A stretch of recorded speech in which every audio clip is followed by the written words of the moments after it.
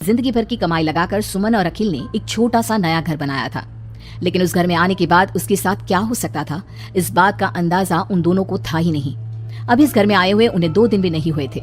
एक शाम जब अखिल घर में नहीं था तो किचन में खाना बनाते वक्त सुमन को ऐसा लगा जैसे किचन की दीवार के पीछे से किसी के बात करने की आवाज आ रही थी। कौन हो सकता है यहाँ पर? इतना धीरे धीरे कौन बात कर रहा है? सुमन दीवार से कान लगाकर बात सुनने की कोशिश करती है, लेकिन उसे कुछ सुनाई नहीं देता। तभी अचानक घर की लाइट चली जाती है और दरवाजे पर जोर जोर से दस्तक देने की आवाज आती है। सुमन दरवाजे की तरफ दौड़ कर जाती है, लेकिन दरवाजा खोलने से पहले कोई आवाज उसके कान में धीरे से सुनाई पड़ती है। सुमन, मैं यहाँ हूँ, तुम्हारे घर में। सुमन जोर से चीखती है और दरवाजा नहीं खोलती। दरवाजे की बजने की आवाज धीरे धीरे तेज होने लगती है। सुमन लड़खड़ाते कदमों से आगे बढ़ती है और झटके के साथ दरवाजा खोलकर अपनी आंखें बंद कर लेती है। तभी अचानक से अखिल की आवाज सुनकर उसे होश आता है। सुमन, क्या हुआ? तुम इतनी घबराई हुई क्यों हो? अखिल, वो लाइट चली गई और कोई है इस घर में। अखिल, मुझे बहुत डर लग रहा है। वो किचन की दीवार के पीछे से किसी की आवाज आ रही थी। कैसी बात कर रही हो? तुमने खुद सारे लाइट की स्विच ऑफ किए हुए हैं। देखो, लाइट तो आ रही है। सुमन, तुमने घर में अंधेरा क्यों किया हुआ है? और किसकी आवाज आ रही थी? चलो चलो, मैं जाकर चेक करता हूँ। नहीं अखिल, मैंने लाइट ऑफ नहीं की। और मैं क्यों लाइट ऑफ करूंगी? ये देखो, ध्यान से देखो, घर के सारे स्विच ऑफ हैं। तुम भी ना कमाल करती हो सुमन। तुम्हारी तबीयत तो ठीक है? ये देखकर सुमन और भी ज्यादा डर जाती है कि सच में लाइट की सारी स्विच बंद थे। सुमन समझ नहीं पा रही थी कि ये सब किसने किया होगा। ठीक उसी वक्त अखिल किचन की तरफ जाता है और सुमन को ऐसा लगा जैसे पीछे से किसी ने उसके कंधे पर हाथ रखा। उसने जैसे ही पलट कर देखा, एक साया उसके घर के दरवाजे से बाहर निकलता हुआ नजर आया। अखिल, अखिल यहाँ आओ, देखो कोई तो है।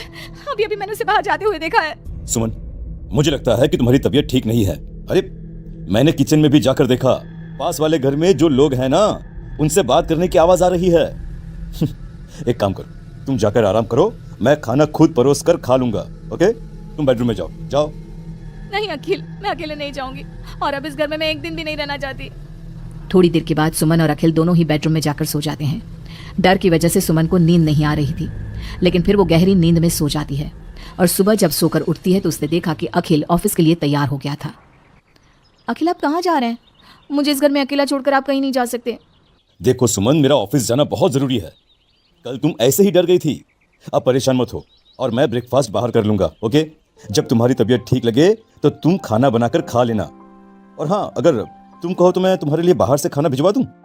नहीं अखिल, उसकी कोई जरूरत नहीं है। मैं अपने लिए खाना बना लूंगी, लेकिन मुझे डर लग रहा है। डरने की कोई बात नहीं है। अभी मैं चलता हूँ, तुम अपना ख्याल रखना। चलो, गुड बाय। अखिल के जाने के बाद सुमन बाथरूम में नहाने के लिए चली जाती है और शावर ऑन करती है। नहाते नहाते सुमन को एहसास होता है कि शावर से पानी की जगह खून गिर रहा था। उसने घबराकर सामने लगे मिरर में देखा और ये देखकर उसके पैरों तले जमीन खिसक गई कि वो पूरी तरह सर से पैर तक खून में भीग चुकी थी। सुमन भागकर बाहर आती है। उसे अपने घर का पूरा फर्नीचर जला हुआ नजर आता है और उसके ठीक सामने खड़ी हुई थी एक औरत जिसने दुल्हन के कपड़े पहने हुए थे।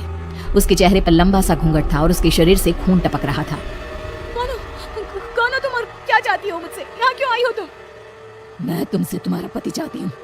मुझे अपना पति दे दो और मैं वापस चली जाऊंगी। लेकिन मेरा पति? अखिल, मेरा मतलब तुम्हें मेरा पति क्यों चाहिए? हमने क्या बिगाड़ा है तुम्हारा? तुमने नहीं, हर सुहागन औरत मेरी दुश्मन है। और जब भी मेरी आंखों के सामने कोई औरत अपने पति के साथ नजर आती है तो मैं उसे जिंदा नहीं छोड़ती। लेकिन तुम ऐसा क्यों करती हो? और प्लीज, मैं तुम्हारे आगे हाथ जोड़ती हूँ, तुम मुझे और अखिल को जाने दो। हम दोनों हमेशा के लिए ये घर छोड़कर चले जाएंगे। अब ऐसा नहीं हो सकता। एक बार जो इस जमीन के आसपास से गुजर जाता है उससे फिर हमेशा के लिए मेरे साथ इस जमीन के नीचे मेरी दुनिया में चलना पड़ता है। और तुमने इस जमीन के ऊपर अपना घर बनाकर अपनी दुनिया बसाने की कोशिश कर ली। अचानक से वो औरत सुमन को उसके बाल पकड़कर जमीन पर घसीटने लगती है। सुमन दर्द से जोर जोर से चीखती है, लेकिन उसकी आवाज उसके घर की दीवारों के अंदर दब कर रह जाती है। अब बाकी दूसरी औरतों की तरह मैं तुम्हें भी इस घर की दीवारों के नीचे दफन कर दूंगी और तुम्हारे पति को हमेशा के लिए अपना पति बना लूंगी। जानती हो, मेरी भी शादी हुई थी, लेकिन शादी के ठीक बाद मांग में सिंदूर भरकर मेरे पति ने गला घोट कर मेरी हत्या कर दी और इस जमीन के नीचे मुझे गाड़ दिया। बस तब से मेरी आत्मा यही भटक रही थी। मुझे भी सुहागन बनना है, मुझे भी पति चाहिए। छोड़ दो मुझे प्लीज, मुझे जाने दो। देखो, तुम्हें पति चाहिए, तुम किसी और को अपना पति बना लो। मुझे और अखिल को जाने दो यहाँ से। लेकिन वो औरत सुमन को लेकर वहां से गायब हो जाती है। शाम को जब अखिल ऑफिस से लौट कर आता है, डोरबेल बजाता है, तभी मुस्कुराते हुए सुमन दरवाजा खोलती है। दरअसल सुमन के शरीर के अंदर अब उस औरत की आत्मा थी, लेकिन अखिल का चेहरा देखते ही सुमन के शरीर के अंदर एक हरकत होती है और वो अचानक से नाराज हो जाती है। क्या हुआ सुमन, आज तो ठीक हो ना? तुम्हारी तबीयत भी ठीक लग रही है आज तो। गुड। मुझे नहीं पता था कि तू आने वाला है यहाँ, वरना तो मैं तेरी मौत का सारा इंतजाम करके रखती। क्या हुआ? अब मेरी बात का जवाब नहीं दोगी क्या? नाराज हो मुझसे किसी बात पर? हाँ? ऐसी तो कोई बात नहीं है, जाओ, डाइनिंग टेबल पर तुम्हारा फेवरेट खाना लगा दिया है, जाकर खा लो। हाँ, खुशबू तो बहुत अच्छी आ रही है। वैसे भी सुबह से कुछ खाया नहीं है। थैंक यू यार, मैं जल्दी से जाकर खाना खाता हूँ। ओके? अखिल जैसे ही खाने की कटोरे का ढक्कन हटाता है तो वो हैरान रह जाता है कि वहां पर सुमन का कटा हुआ हाथ था। उसमें पहनी हुई चूड़ियों से वो सुमन के हाथ को पहचान जाता है। खाने की जगह सुमन के शरीर के छोटे छोटे टुकड़े काटकर उस आत्मा ने अखिल के सामने परोस दिए थे। अखिल घबराकर वहां से भागने लगता है।